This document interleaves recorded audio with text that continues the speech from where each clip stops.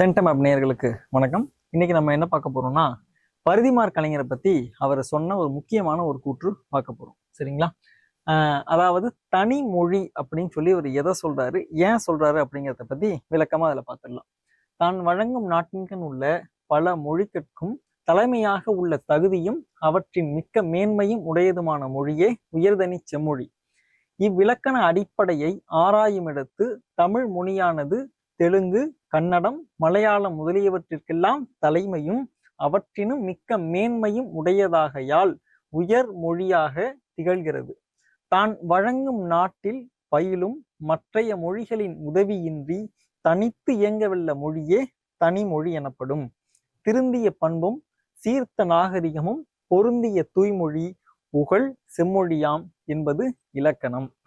அதாவது தனிமொழின்னு அவர் எதை சொல்றாருன்னா, மற்ற மொழிகள் எல்லாம் இருந்தாலும் தனக்கே உரிய தனித்தன்மையுடன் தனித்து இயங்கவல்ல மொழியையே தனிமொழி என்கிறார் பரிதிமாற் கலைஞர்.